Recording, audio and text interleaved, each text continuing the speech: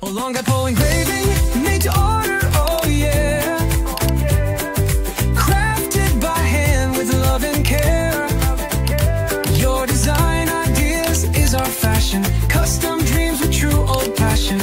Olongapo engraving, one of a kind flair. Olongapo engraving, always rare.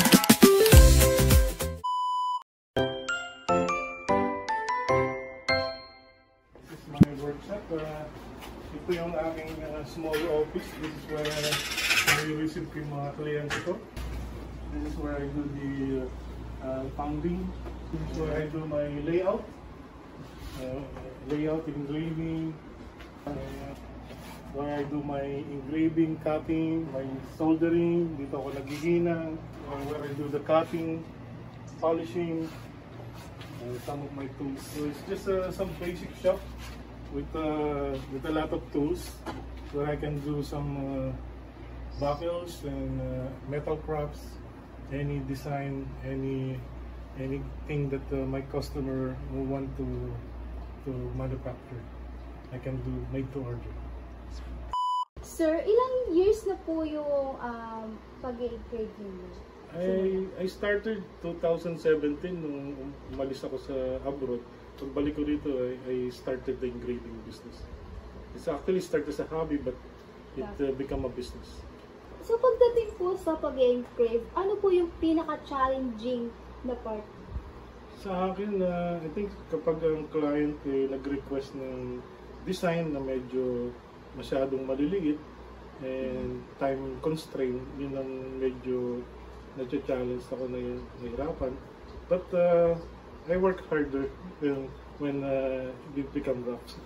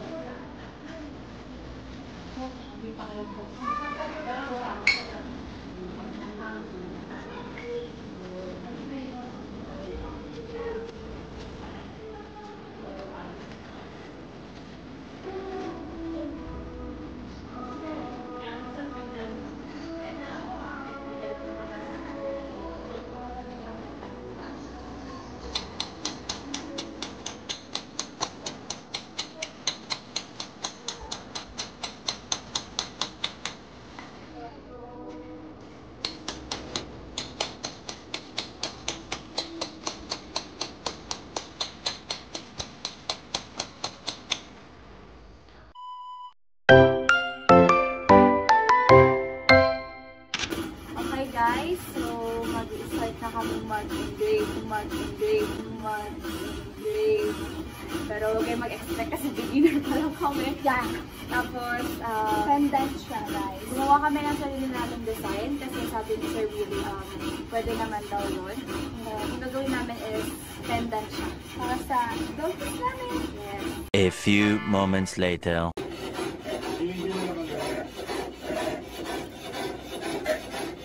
Yung pagkakaakin,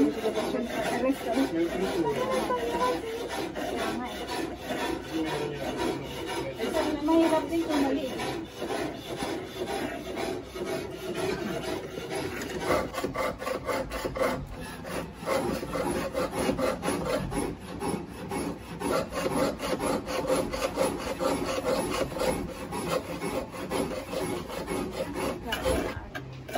Wait.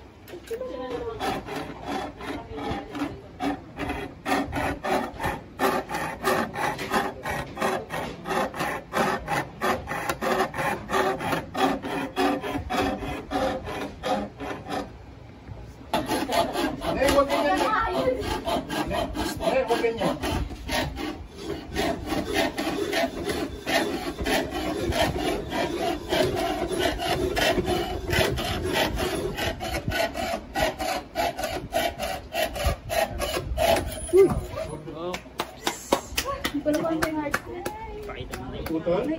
Opo. Pakita mo na. Di pantay yan. Yeah. Hindi naman kikilin yan, kahit hindi pa.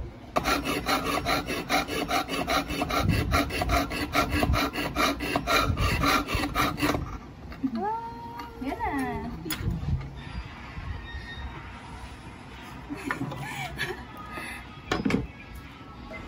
Hi, ito na yung nabuno, babe. Ang heart mo tabingit, pero okay na din. For today, i-continue lang namin yung hindi namin natapos na product nung isang araw. Good luck sa amin. Yes, good luck talaga. Bye! Natapusin na namin. Papakinisin namin yung gilid. Ganito siya guys. Ganito. Ginagawa namin to para magpantay siya. Para ako nag-iwan ng sibuyas. Di ba ako nag-iwan ng sibuyas yan? Pantay na. Ito mo iyon na. Ito na. Pantay na din siya. Ano lang, guhitan nyo. Tapos tatapat nyo lang yung edge nito. Tapos titingnan nyo ha. Baka mamaya baligtad yung lataran.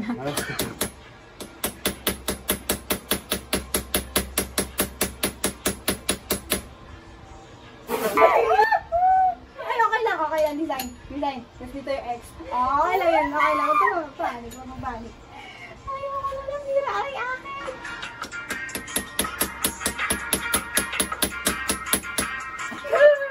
Baka mabutas ha. Wala na po yung pag. Ay, Pwedeng both side natin lang yan. Kasi baligtaran. ay, ano po yun? Kabila.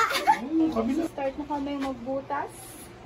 Ikaw muna? Hindi ko muna. Ikaw muna. Ang bakit ako lang? Di ba kailangan po magbutas ko? Ay, hindi lang po. Okay.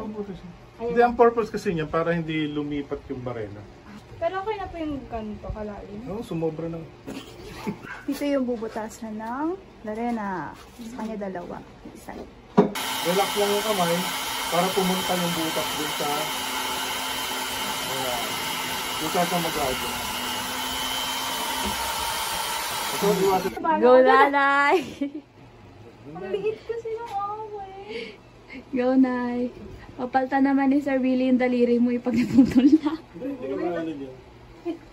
Katakot yung Lorena niya, sir. Patingin. They ask you how you are, you just have to say that you're fine when you're not really fine, but you just...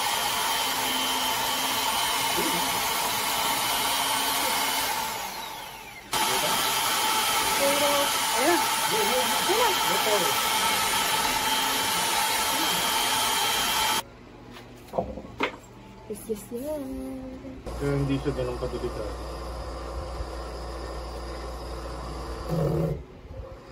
Ayaw pigilan. A few moments later. Bayaran na natin. Tapos na. Ganun na naman tayo. Yung pinakaano ko, challenging yan, tsaka yung baren. Tapos na.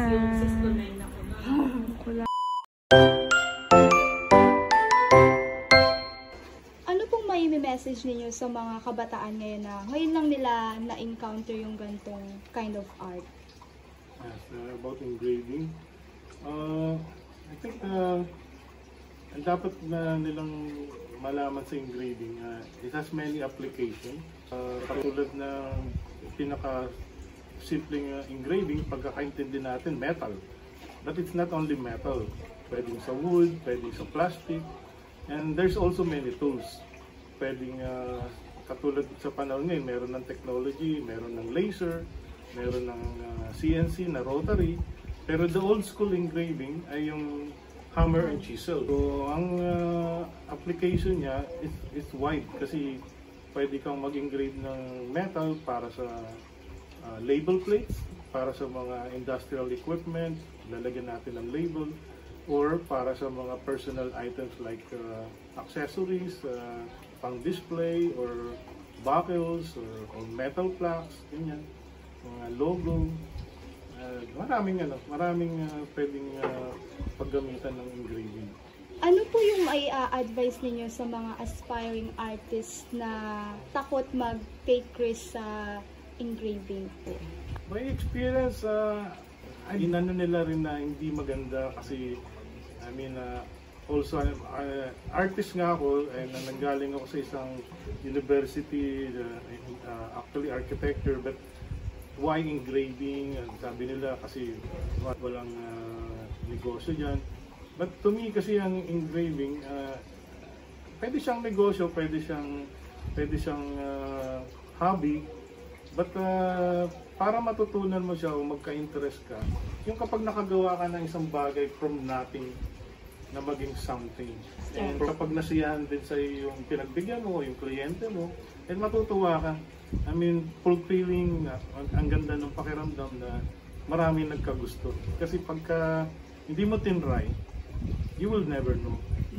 Dapat subukan nyo, dahil ano bang mawawala? It's time. But pag nawala talaga ang time, mahirap nang balikan. Lahat ng talaga, estudyante na gustong matuto, lahat ng kabataan na gustong matuto is open sila din. Kahit nga hindi kabataan eh. Oo. Diba? Kahit sino, basta willing na matuto ng pag-engrave. So, ayun lang. Yun lang, guys. Bye-bye! Thank you for watching! Bye-bye!